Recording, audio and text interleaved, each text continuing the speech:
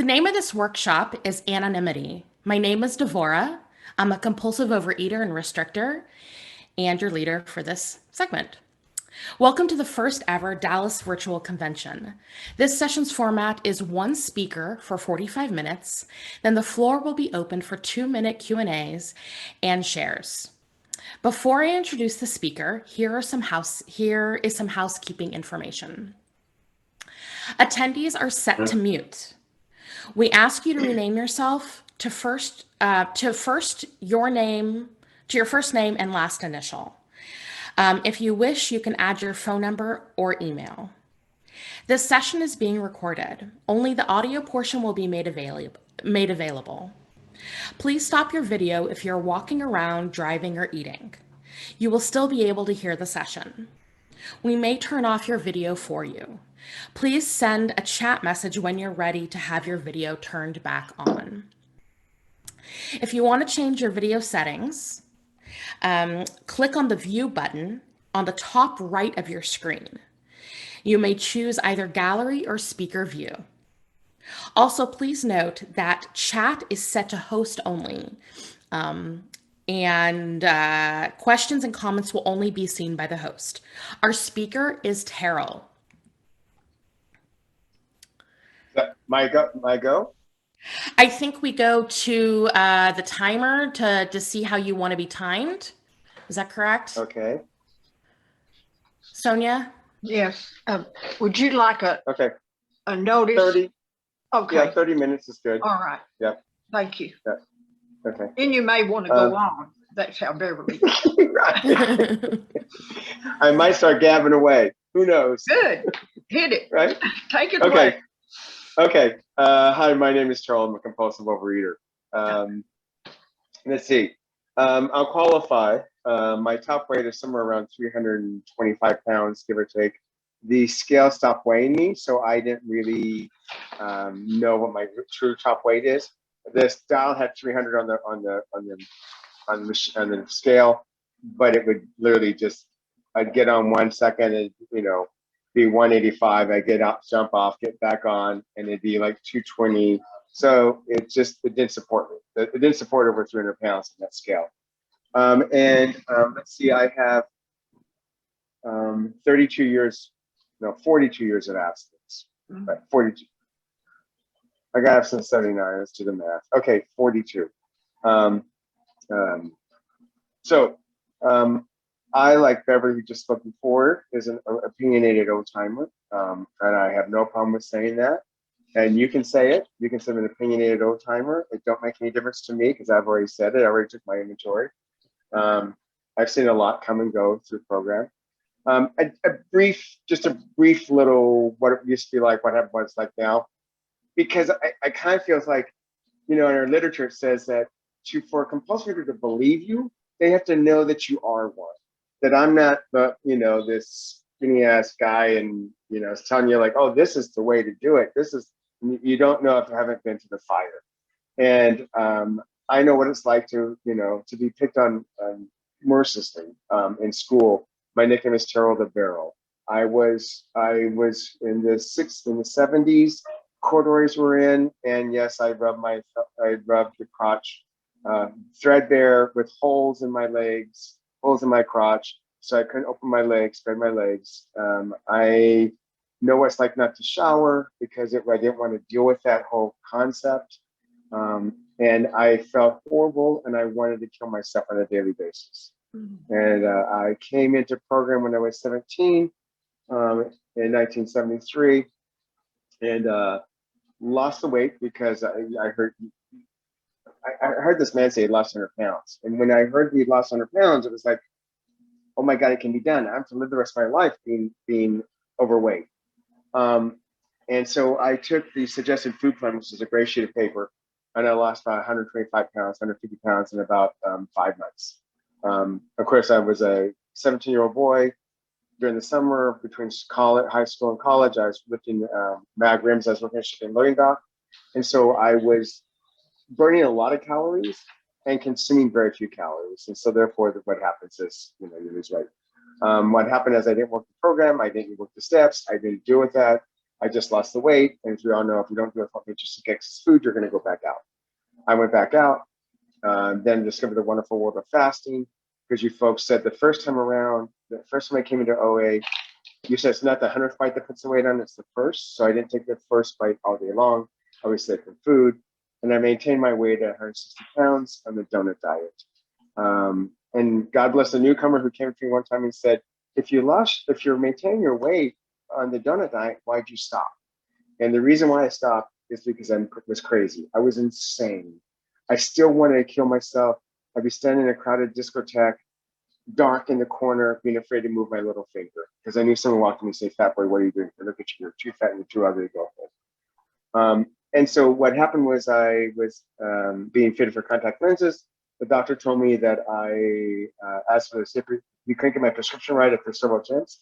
This is back in the days when you had to send out for them. And so after a couple of attempts to get it right, he asked me if there was history of diabetes in my family. There is. He asked me a simple question, said, are you eating sugar? I lied. I said a little.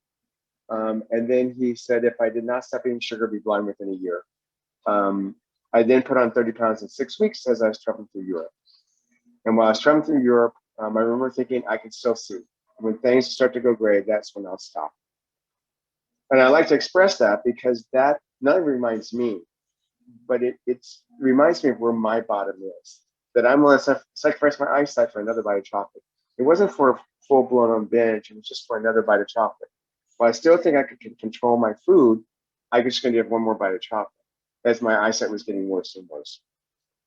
Good news, I came back to Los Angeles and I got abstinent with a little bout of relapse because I didn't want to be an Overeaters Anonymous. To this day, I'm not a happy member. I'm not happy that I have to be an Overeaters Anonymous. I'm a happy member of Overeaters Anonymous, but I'm not happy I have to be here. And that's fine. As my sponsor said, I don't have to like OA, I love OA, but I come here to save my ass. And so here I am, 42 something years later. My abstinent date is January 6th, 1979. So now I've seen a lot. So let's talk about anonymity. I have a couple experiences with anonymity. One thing is, if you were in Los Angeles and in Southern California, there's no stars or VIPs. And I fight that dramatically because people want to put me on a pedestal, or they think that, oh, Teryl's really great, so he can fix me. And it's very clear that it's not me. I don't have the magic. The program has the magic. I think the Region 2, it may have been Region 2, I was on the board of the LA Intergroup, and Region 2 came to us and talked about the essence of anonymity. And then one of the reasons why we don't put names on flyers, because in the beginning, we used to put names on flyers when you did a retreat as a draw. Like, oh my God, Natalie's speaking, so I want to go to this retreat. Oh my God, Richie's doing this retreat, so I want to leave this retreat. So it made the emphasis about the person and not about the program. And so it talked about how over at Los Angeles, even when they said, like, even when you say, like, oh, so-and-so, and use names from the podium, like my sponsor, Natalie. Well, then Natalie might have the answer. But Natalie's not the answer. The answer is the 12 steps. So anonymity is to remind us that it's not an individual that has the promise and has the answer. I mean, people like want to come up to. I had one of my dearest friends. I lived with her for a while, and she could not stop binging. And so she was like, really, we lived in the same house. And if I had that magic, then don't you think I would get her abstinent? But I can't.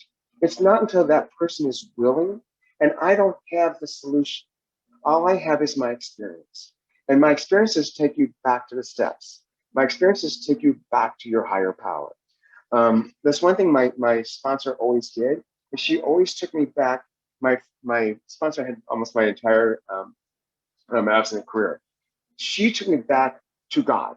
No matter what I called her about, no matter if it was complaining about some work thing, some money thing, some family thing, some relationship issue, she took me back to my higher power. And so it's not like, oh, she wasn't going like, Teryl, I can fix you. I have the answers for you. I mean, I'm be the first one to tell us, see, I don't have the answers. Have you talked to God? Have you prayed about it? Have you written about it? Have you worked the steps on it? Because that's what anonymity is about. Anonymity is not like, oh, well, it's this individual is the shit. Like this is an individual. You need to go talk to that individual. If that individual says, yeah, I am the shit, and that I know how you should work your life and work your program, then you're going to be like, oh, well, then it's not the 12 steps. It's an individual. Did I tell you I'm an opinionated old timer? I'm an opinionated old timer.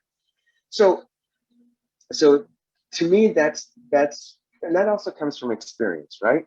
So I was about 3 years absent, and I moved to Houston, Texas, for about 2 years. And this was in the like 1982.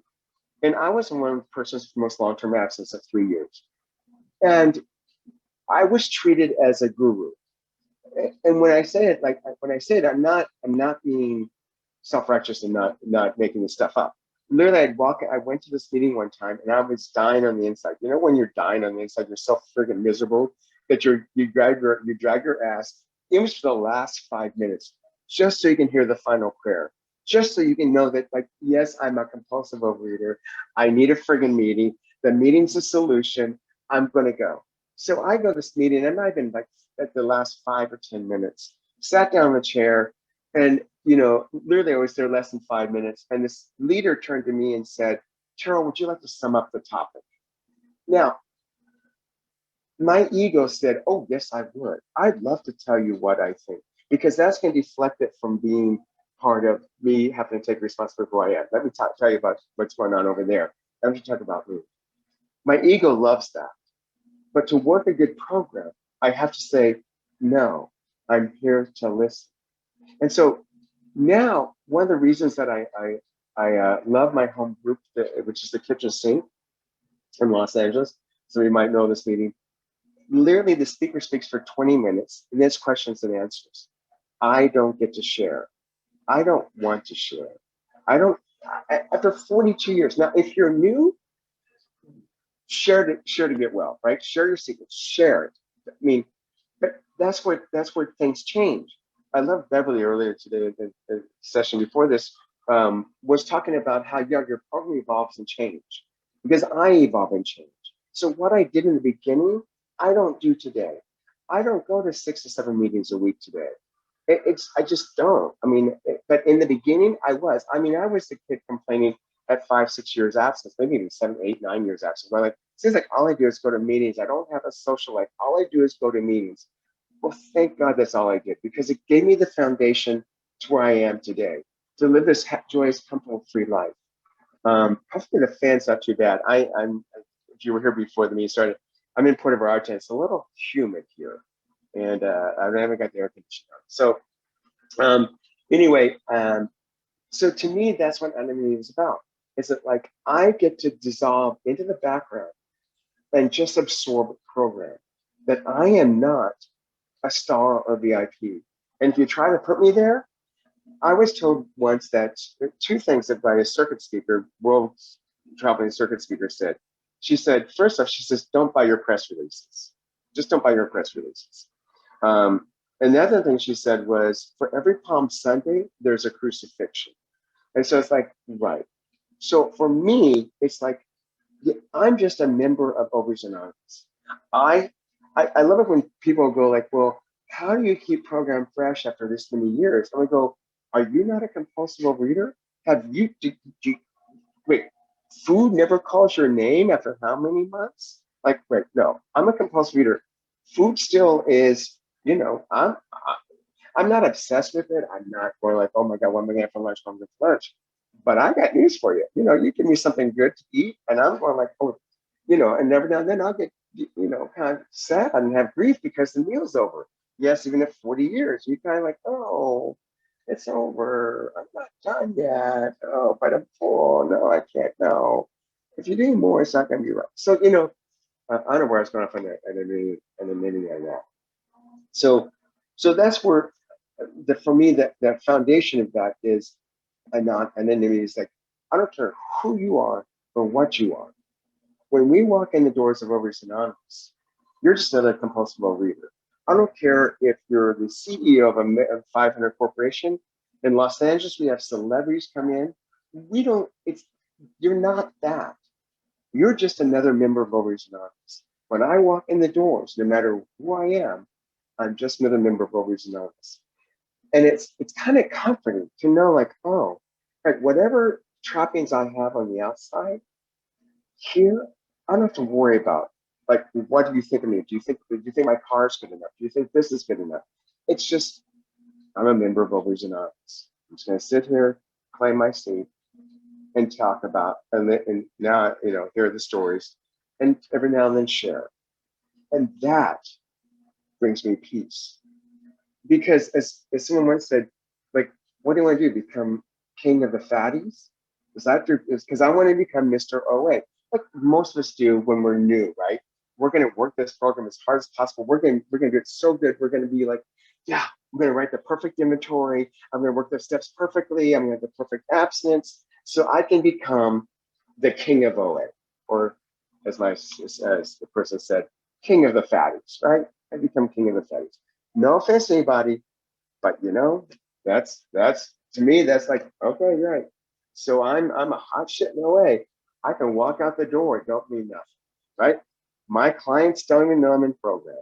I'm self-employed and they don't know, and it's kind of like it's interesting because it's now even with food. I would tell someone like, oh no, I'm a compulsive reader, so I can't do this with my food. No, you got to like, no, I just go like, I'm allergic. End of story. Well, what happens? Like, I swell up. I swell up, and now I actually do have true food allergies where my esophagus will swell up and I can't swallow. So I can go like, yeah, no, I can't eat the onions. I can't eat onions. It's not really good for me. If I eat onions, you're going to see it's not pretty. And now at 42 years, all my current friends, social friends, they've never seen me binge. They've never seen me overweight. They didn't know, and they kind of make it up and go kind of, oh, that's the sugar and flour, which is my absence of sugar and flour. That's the made up allergy. The true allergy is if I try to put corn in they'll go like, no, you can't eat that. So, but they don't need to know. And actually, I guess I was going to stories like when someone asks me what happens when you eat sugar or flour, I go like, I become a miserable bitch. That's what happens. And I hate you and you're going to hate me. So do you want me to be the Teryl that you love? Or don't become a miserable bitch, I guess bastard, no, to not be misogynist, a miserable bastard who you're going to hate and don't want to be my friend anymore because of manipulating, lying, cheating, stealing, and you're not good enough and because you don't love me enough and all that stuff. Anyway, back to anonymity. The thing that I love about this is that when I can go to a meeting and I can share freely, and I know that if I share in a meeting, it doesn't leave the meeting, right? That's part of anonymity. It doesn't leave the meeting. Now, if someone, I mean, I've done before where I said, so and so might need a phone call. Why don't you drop them? What's going on? Just so and so might need a phone call. Why don't you do an outreach call then, right? If I hear something in a meeting, I don't have to go like, oh, and then she said this, now she's on calls with a relationship and sharing this. No, she just needs a phone call, or he needs a phone call. Why don't you make an outreach call with? Which I think is like staying within it. Now, I know there's a school of thought that says we don't use our last names, or we can use our last names in programs, we can talk stuff like that. I'm not in that school of thought. My school of thought is when I walk in an OA meeting, I'm safe. It's a secure place to be. It's a safe place to be. So I'm full of stories, like Beverly before, if you ever like listen to Beverly. I once spoke at a meeting in Pasadena, Texas. And it was when I was living in Texas when I was 1983, 84. And I got up and shared, and I said, if you want to make this chair your higher power, you can make this chair your higher power. Now that's a program line. I didn't come up with that. I didn't come up with that line. That's a program line, right? You can make anything you want as your higher power as long as it works. So when I said you can make this chair a higher power, this woman stood up and said, that's blasphemy, and stormed out. Okay, well, I was going like, okay. Then the secretary got up and apologized to the group because he said for my share, he said he had heard I had a lot of weight loss and that, you can separate the bone from the fish. It was like kind of devastating, right? I mean, you kind of like, what a second. Well, then I found out the woman who stood in his class was his wife. And it kind of destroyed me because literally I had to go in the bathroom and cry. And I brought some friends with me and they comforted me, some program friends. That's where we don't go there. We don't go there in Overeaters Anonymous. We don't say like, oh, well, I already had a lot of weight loss. I'm not about the rest of this program. Now I'm also gay, so that might have been an issue when I talked about being gay in program. It doesn't make any difference, which brings to another topic, right? So I am gay in program, and I've been gay in program my entire life. Well, I came out in 1976, so you can do the math. I've pretty much my entire life. I'm 65 now, but it was like one of those things in the early 80s. It wasn't quite acceptable, and I was going to leave Overeaters Anonymous because I couldn't get to the gay meetings in Los Angeles. I was living in Long Beach, just like a 30, 45-minute drive, and for me, this is anonymity. The subject of anonymity. That I was going to pull myself. I was going to give up my chair because I knew you people were going to judge me because I was gay. And what happened was I went to this meeting. This woman smiled at me, and I get kind of teary because of that smile. I'm still a member of Overeaters Anonymous because it was my last meeting. It really was my last OA meeting. Now, probably food might have driven me back again. But what happened was, she said, Teryl, those people that say, faggot as they walk out the door, those aren't the people we want to talk to. Those people that come up to say that was a lovely share, those are the people we want to talk to. And the fact that I'm gay is not relevant when I'm in an Overeaters Anonymous meeting. I'm a compulsive overeater. That's why I'm here. That's the only requirement for membership. It doesn't say to be rich, it doesn't say to be poor. It doesn't say you have to be abstaining all the time. You're just a member of Overeaters Anonymous because you're a compulsive overeater. It doesn't say, well, if you've lost your abstinence 10 times out the door, right? We just say, maybe just keep coming back. And that's the beauty of this program. The other day I spoke, and it was I loved it so much because it made me think of stuff. Because, before you speak, I don't know, you start thinking. Maybe you don't do that if you ever speak, but you start thinking. And it was one thing is kind of amazing about Overeaters Anonymous versus weight loss programs, commercial weight loss programs. I've never been to one, but it's what I hear. Is in weight loss programs they'll go like, well, if you drink 10 glasses of water a day, you might not be so hungry. Have you ever thought about adding cottage cheese to this so it can stretch it out with less calories? Or maybe this is 0 points, so therefore you can eat it's all about focus on the food and how you can control and manage your food. Here in Overeaters Anonymous, we go like, hang it up. It ain't gonna happen. You ain't gonna control and manage your food. Give it up. So now let's talk about why you want to overeat. Oh, because you feel sad, or because you feel lonely, or because you feel like you're a victim of life. Well, so now we're going to start retraining the brain. As we retrain the brain, we don't want to overeat. And that's the reason to Overeaters Anonymous and a lot of other weight loss programs, especially ones that you might be able to buy your food from. We'd go like, you can buy all that food you want, but you know what? You're going to eat all that for your 1 week supply in one day. And it's happened, right? We know it's happened. We go like, baby, what's eating you? Like, what's going on that makes you want to like go to the refrigerator a third time today and just look in it and look and see if the light works? Because we know that's not what you're doing. You're not looking to see if the light still works. You're looking to see what's good, right? So we talk about our emotions and feelings here. And since we talk about emotions and feelings, you have to feel safe. You have to feel secure. And that means my anonymity is very vital. I take it to the point where I don't allow my picture to be taken. Like when I lead retreats, if you want to take my picture, no. If we're at some non-program thing, you can take my picture. But if we're at a program event, you can't take my picture. This Zoom thing was very uncomfortable for me in the very beginning because of my anonymity. It's It's like, I want to let someone know that I'm a compulsive overeater when I want to let them know. I guess it might be kind of like gay. I wonder, like, if I want to come out to someone as gay, I want to make that decision. I don't want to be outed by somebody else. The same is true here in Overeaters Anonymous. I don't want people going like, oh, and Teryl, he's a compulsive overeater. He's got 42 years of abstinence. And I don't know. You don't know how I know them. They might be a client. You don't know. So that's the reason why it's like, no, I was very uncomfortable with having my Zoom, like, and I saw someone once record my face on her phone when she's recording the session on her phone, and it made me very uncomfortable, and I had to make her stop because I protect my anonymity. Now, with a name like Teryl, you probably would go like, well, there's not a lot of those out there, so you're not protecting your anonymity much, but still, it's the point of it for me. I am anonymous. I am just another compulsive overeater in a meeting, soaking it up. And that's all I am. And with that, I don't know, I just find comfort and peace. I just find comfort and peace. Isn't it nice to know that, like, you're just sitting there, no one really cares, no one really, I should say, cares, but it's just not important who you are.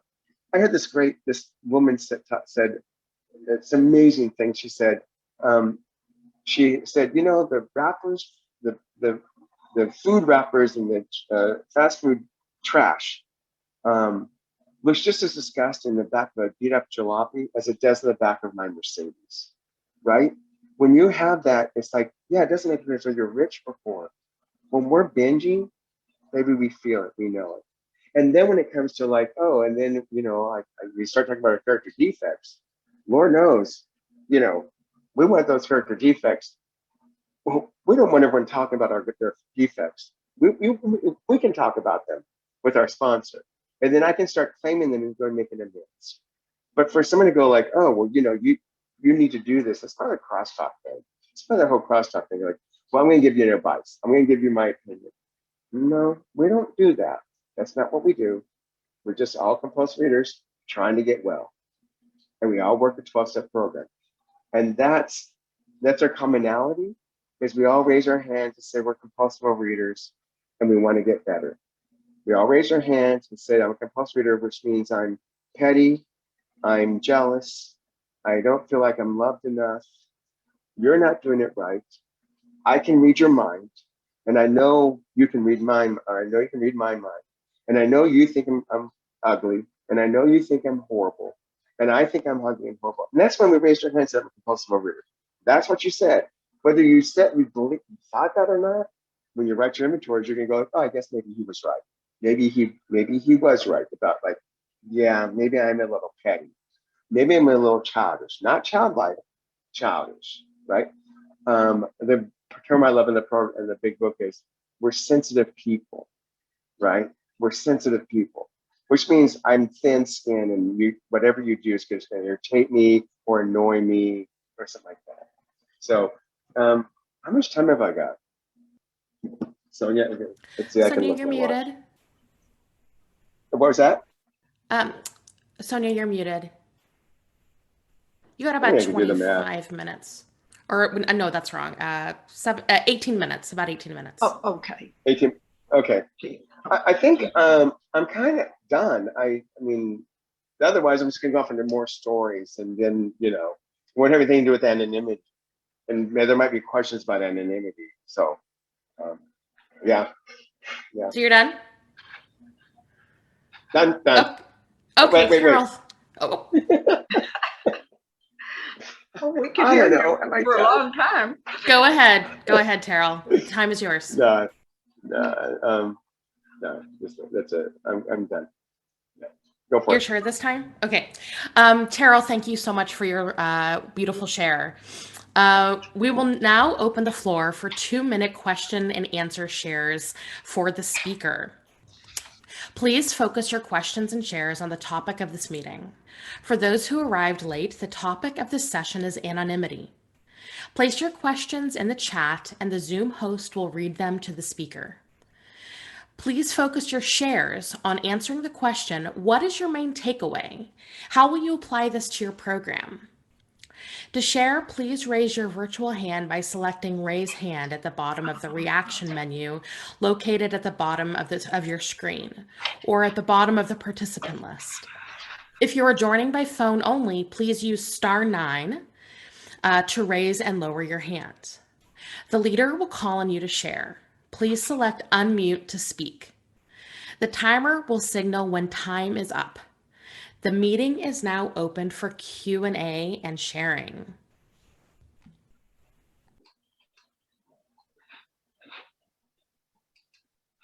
Okay, Diane, would you like to share or ask a question?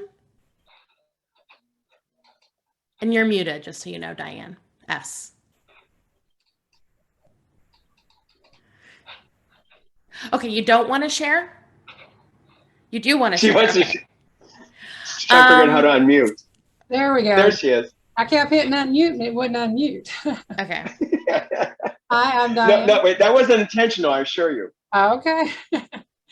I'm Diane, a compulsive overeater, and I really have enjoyed your share on anonymity. And I totally understand what you said about walking into the room and feeling at home and safe. Because I had somebody go with me one time that's part of my family, and they couldn't believe how different I was when I walked into the meeting. And I told them it's because I feel safe here. I can take all my mask off and I can be me. And I don't have to worry. These people know me and understand me. So thank you so much. I really appreciate your share. Right. We don't have to go like, well, if I say I ate out of the, well, I ate 9 or 10 donuts at a setting. I would say I never ate a dozen, because if you eat a dozen, it makes you a compulsive overeater. But if I tell that to people now, I had 9 or 10 donuts, they look at me crazy. Like, or I say, well, I ate maybe a 1 pound box of cheese chocolate, like all that stuff. We go to OA because it's safe for us to say that there, right? And we know that no one's going to walk out the door and go like, oh my God, can you believe that she ate from the garbage?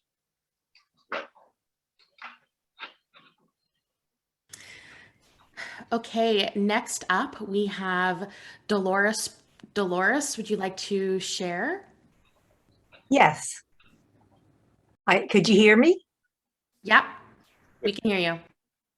Yes, did you say? Yes.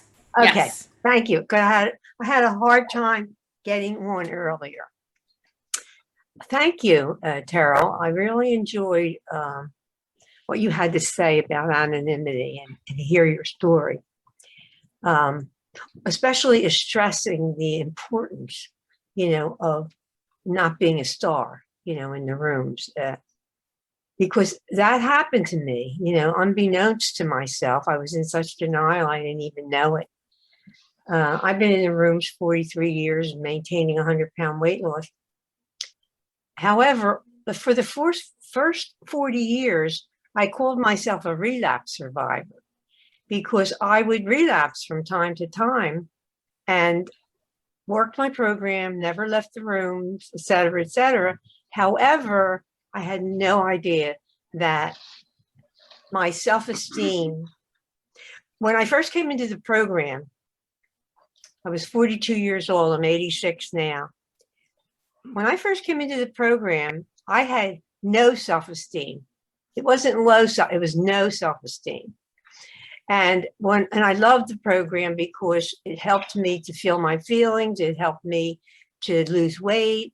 It also helped me to feel good about myself. So it gave me some esteem. And I did a lot of service, and I knew a lot of people. And I did become Miss OA. And I loved it. I absolutely loved it. It was a very healthy, positive thing for me, because my belief deep inside of me was I didn't have the right to exist. I think that not only did I have hatred about my disease, I had hatred about myself and everyone else. These were buried deep, deep down inside of me. So OA gave me esteem. That was one thing. However, as years went by, it turned into, you owe me. like the codependency disease. You owe me. I'm doing all this good stuff for you. So you owe me. You should want to hear me. You should, that was so deep inside of me. I There couldn't was- even see it. Yeah. 2 minutes. Thank you. Thank you. Yeah. So I couldn't even see it. And that was why I was relapsing all those times, back and forth, back and forth. Today, I am experiencing, and I'll close with this, the 10-step promises, of it's not a problem. Food is not a problem. Alcohol is not the problem. As long as you stay in fit spiritual condition, I'm experiencing that abstinence. And I never thought it would be possible because I had that sobriety with AA 41 years ago, and I wanted it with OA.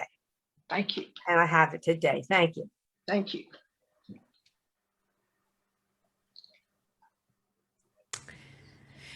Okay, we had a question from Maxine. What do you do if you go into a meeting and recognize someone there or their spouse? Do you acknowledge them then or later? What do you do? That question's to Teryl. Well, I don't quite understand the question because if I Oh, walk I'm into a sorry. meeting, I didn't finish the question. What I meant was you didn't know they went to OA and you're like, oh, I know you, but what am I supposed to do with that? I know you, but I didn't know you went to OA. yes, I've had that happen with a client who was in a meeting, and I walked in and was like, oh, and then it's like, oh, well, they're a member of Overeaters Anonymous, right? So I treat them like any other member of Overeaters Anonymous. Now there's a little side connection that I have with them, obviously, because it's like, oh, well, I was in your office last month, and they're also going like, well, I don't know, you weren't in program either. Like, yeah, well, I don't walk into your office and go like, hi, I'm Teryl, I'm a compulsive overeater. I'm here to do your books, right? So it's like, and I have 12-step people,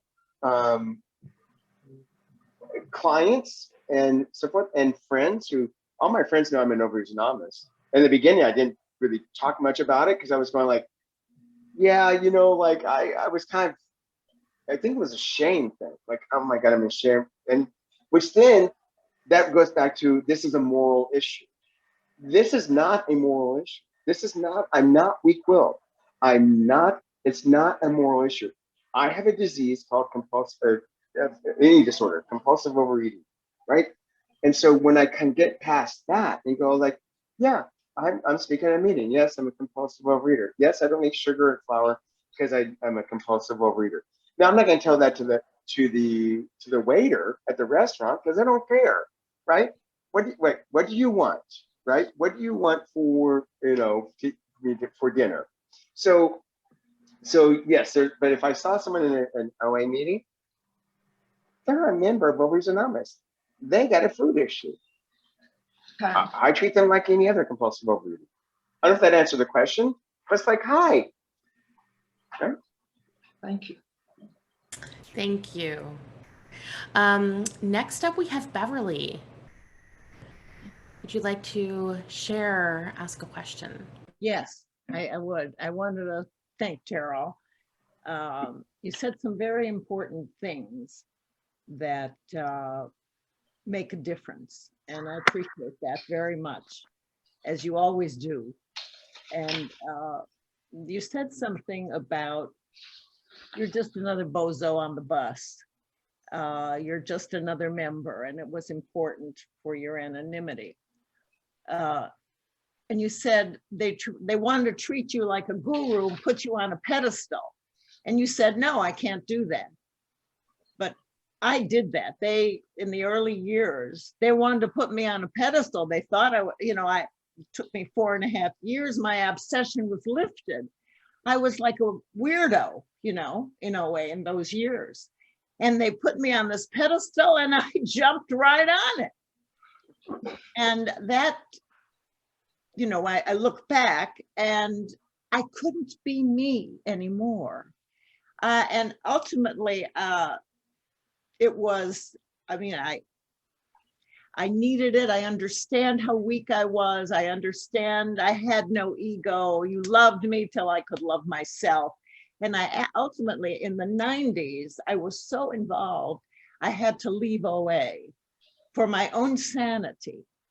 And I came back. I never left the steps. I never left my squad, but I had to leave the rooms because I had created this terrible morass of Miss OA, and it was killing me.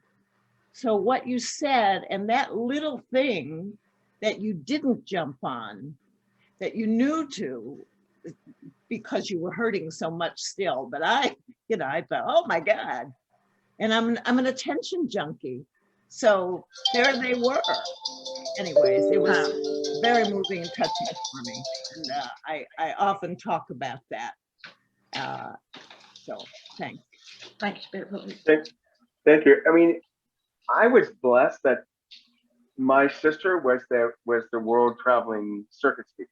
And so she was doing that when I came in. And she was the one that was going like, she was teaching me like, no, don't you buy it. Don't, because you're gonna, and when I was in Houston, she wasn't there and I was buying into it. I mean, I summed up the topic. I mean, don't get me wrong, I summed up the topic, but I'm dying on the inside. Yes. And this program is to smash the human ego. That's what this program is about. We have to smash the human ego time and time and time and time again. That's why years 7 and 8 are so difficult, because this is once again an opinionated old timer. When you get to 5 years, people go like, "Oh my God, you got 5 years. You're kind of hot shit. Oh my God, you're kind of good, like right." And then what happens? We start resting our laurels, even though we really don't think we are. We're resting on our laurels. And then what happens is the human ego comes up and grabs that and goes like, "Yeah, aren't we good? Look how good we are. We got 6 years of absence. Look how fabulous we are." And then by around 7 or 8 years, that ego has now taken over. And they're going like, "This is newcomer stuff. This is like, I dealt with this." Like, and those old timers lie. They don't, it doesn't get better. It gets worse. They just, misery loves company. So they lie to me to get me up there with the rest of them. I mean, that was I said that pounding on the dashboard of a friend's car. If you can squash the human ego and live in a spiritual life, no matter what that spiritual life is, then you will find peace and comfort. And I know that that's a false prize. That's a false promise. Just like weight loss is a false promise. Like, if I just lose my weight, then I'll be happy. If I just get somewhere, if I just get the great car, if I can just get the great man, if I can just get the great, then it's good. I'm good, right? And I find that with the food plan too. If I can just get the perfect food plan, then I'll be comfortable in my own skin. No, baby, I don't work that way. The way you get comfortable in your own skin is by working the damn steps. That's the way we get comfortable in our own skin. By going like, okay, how important is it really? Do I want to be right? Do I want to be happy? So what if they do this? One of my spiritual sayings is, oh well, that's it. Oh well. Thank you. So anyway, yeah, so it wasn't like I had this epiphany like, oh, don't jump up on that pedestal. I had my older sister going like, don't you get up on that pedestal. Don't you get up on that pedestal. If you get up on that pedestal, you're gonna fall, and you're gonna fall hard. So I don't want you to fall. So that was what a sponsor would do too, right? A sponsor would go like, don't get up on that pedestal. I know about that pedestal. It's learned. Like, and don't buy your press releases, because your press releases. Of course, one of the favorite things I also learned was, you tell them how sick you are, they'll tell you how well you are. Like, oh, whew. You think about that. You tell them how sick you are, they're going to tell you how well you are. Like, okay. So anyway, I don't know if that was put my 2 cents in. I'm the leader or the speaker, so I can say whatever I want, but not whatever I want. But, Thank you. I don't have that time constraint. Right, Thank you, Sonia? Teryl. No That's time right. constraint. You're it, bub. Right. Take it away. I'm reclaiming my time. Okay. It's all right. Go ahead. think Greg Yes. had a question. Yes, thank you. Next up, we have Greg. Would you like to ask a question or share on what you I'd heard? like to ask a question relating to what I've heard about anonymity. And I'm looking at tradition 12. I'd like for you to, if you could, translate that into layman's language for someone that isn't in program. Maybe has never heard of the 12-step program. And they're thinking, what is this anonymity, spiritual personalities, blah, blah, blah. Okay, It's you're hard going to have enough. to read it to me. Okay. I don't have it memorized by heart. But I thought you were the king of OA and have written all these traditions and all the steps. That's not you? Oh, crap, you found out the truth. Tradition 12. I can Anonymity do the is the steps. I can't do the. Go ahead. Sorry. tradition 12. Anonymity is the spiritual foundation of all these traditions, ever reminding us to place principles before personalities. And for someone that's not in program, it's like, what does that mean? What that means, I think, is it goes back to that where there is no one person in this program that has all the answers. There's no individual. It is our program. It's a program for living. So the program for living is what's going to, is the spiritual foundation, right? It's not like, oh, well, you know, like Roseanne. I mean, I know Roseanne. I've known Roseanne pretty much the entire time in the program. And it's my opinion, but there was a lot of accolades and adoration for Roseanne. But Roseanne, I knew Roseanne when she was binging, right? I mean, it's like, because she didn't stay absent the full length of time. So Roseanne didn't have the answers. She was a conduit, right? I'm a conduit. I can say, this is what I think. This is the way what my experience about program is. But for me to go like, yeah, I'm the expert and nobody's anonymous. I'm the expert in the big book. I'm the expert, and therefore you should follow my program as opposed to what was written in the big book. That's the spiritual foundation of this program. That is no one has a lock on this program. And I'll be the first one to go. I mean, I tell people all the time, if you follow me around, you probably go like, and you think you work a good program? Oh my God. Oh my God. You just cut that person off. Oh my God. You think you work? And I'm the first one going, I don't think I work a good program. I mean, at 17, 18 years absence, I cut up my sponsor because I just read the OA 12 and 12 and went like, oh my God, I'm working such a lousy program. I'm working such a lousy program. Look at this. Oh my God, look at this literature. Oh my God, it's a lousy program. And she just laughed. I mean, I had 18 years of absence. I was like, you know, speaking at conventions. She just laughed and said, oh, you're full of shit. You know? I mean, and that's, I guess, to me, that explains that spiritual foundation, right? The spiritual foundation. To me, when spirituality is,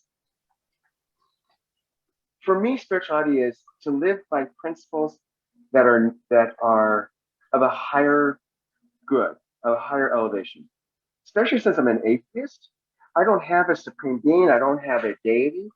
My higher power is peace, love, hope, patience, kindness, acceptance, trust, gratitude, and laughter. Now that's my higher power. So if I have my spiritual foundation is based upon that, then I get to go like, okay, and that's where it's like, oh, well, you're the only one that can tell a joke, or you're the only one that can love, or you're the only one that can bring peace. No, we can all do that. But it's the program. It's not me. And I try to express that many times. People go like, oh my God, you've got to sponsor me. I'm waiting out for you to sponsor me. You've got to sponsor me. Like, no, I don't have to sponsor you. I don't have to sponsor. Like, me sponsoring you is not the answer. The answer is the 12 steps, which is the 12 steps is to get rid of my human ego. That's the purpose of the 12 steps, to squash my human ego. And that's the reason why I can't do the steps once, because my human ego comes back again. And then I got to squash it again, and then it comes up again. And I got to squash it again. So I got to continue to work the steps so I can have peace. And that's not me. That's not me. I didn't create a slogan. Ain't no slogan that I came up with. well, you probably came up, like, if you put I and run, you get ruined, but no one took up and ran with it. So, that shows you how good I am in program. Anyway, hopefully that answered the question. Thank you. It did. So I have your permission to make you my higher power? Sure, you want to come over and do my dishes? I mean, that's what God told you to do then. God said, come over and do Teryl's dishes. Okay, we have Tana next. Would you like to ask a question or share on what you've heard? I'm just going to kind of share about the topic about being a guru and that kind of thing. When I came into OA 42 years ago, I felt so different. Everybody else had the secret of life and I didn't have it. And I was different, and it was different bad. It wasn't different good. But after working the steps and being abstinent, and I have 40 years of abstinence now, and sometimes people wanted to put me on a pedestal and see me as different good. And I don't want to be different good or different bad. I want to be one among many. I want to be part of the fellowship. I don't want.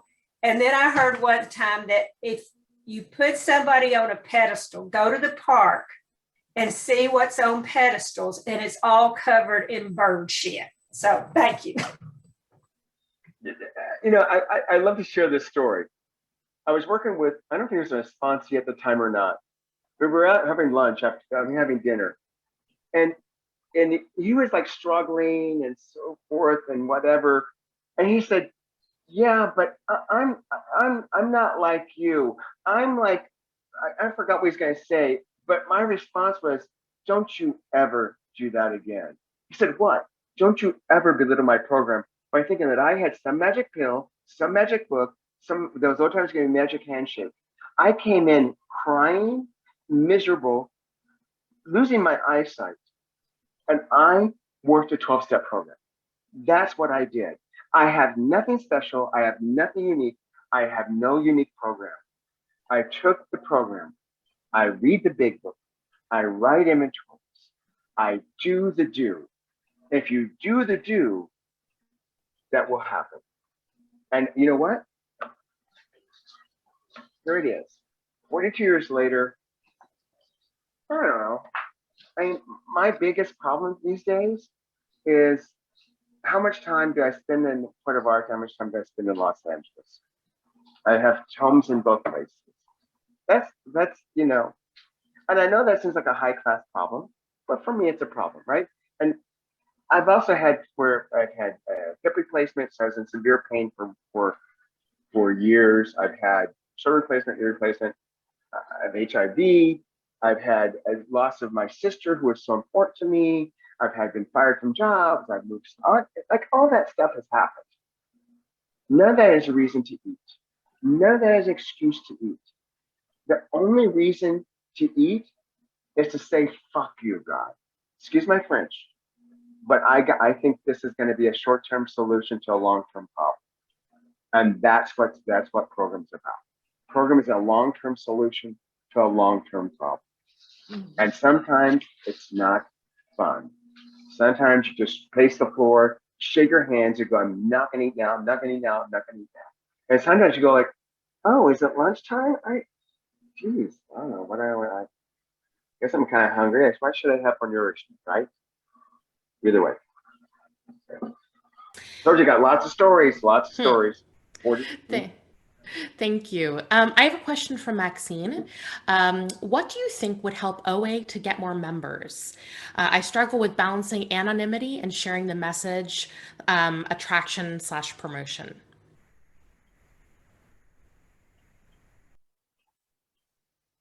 I don't know. I was told many years ago, it was about a meeting. The meeting was this career my camp where I come from. It was called a maintainers meeting. It was back in the early 80s, very early 80s. And either he had been within 10 pounds of a go away to have 30 days of absence to speak at this meeting.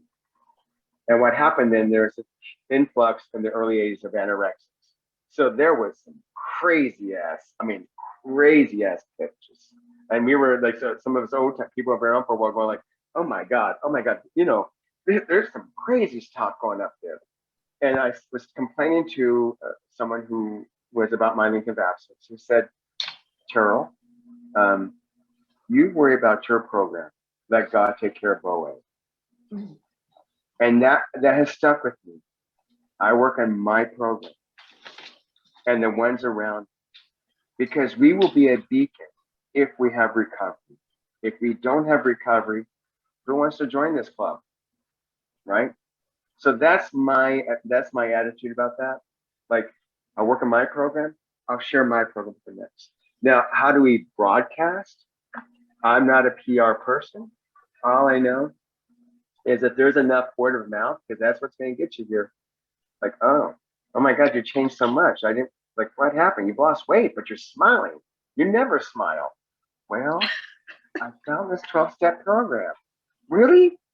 Well, yeah. Do you think I need it? Well, I know you're 75 pounds overweight. I don't know. Maybe. I can't tell you whether you need it. So I don't know if that answers the question, but that's how I come. That's where I was taught early on. Thank you. It is 2:36 and we have time for one last question or share, and Bob has his hand up. So call on Bob. If you'd like to unmute, please. Yes. Hi, I'm Bob, compulsive overeater. Can you hear me? Yep. Oh, great. Thanks for sharing. First of all, I wanted to say, Tana, you'll always be on a pedestal for me. However, kind of going back to the question and what was said, I would echo that it's not the accurate question to say, how can we get more members? The question is, how can we support the members that we have? And the way we do that is we work the program. It's not my business who joins. It's my business to serve the people that show up. Years ago, here in Dallas, we had a cable access channel that called the intergroup office and wanted somebody to come on some talk show and talk about OA. And I was brand new to the program. I'd been in it a couple of years, and man, I was on fire, and I would go into meetings and just doing my deal. And they asked me to do it with this lady that had been in the program for quite a while. And, I thought about it, prayed about it, talked about it, and I showed up and I said, Connie, I have prayed about it, I've thought about it, but I have decided that I will break my anonymity so that I can help people on this TV show if they want to know who my name is and who I am or show my face. And Connie laughed and she said, Bob, it's not about you, it's about them. It's about protecting them, protecting the fellowship.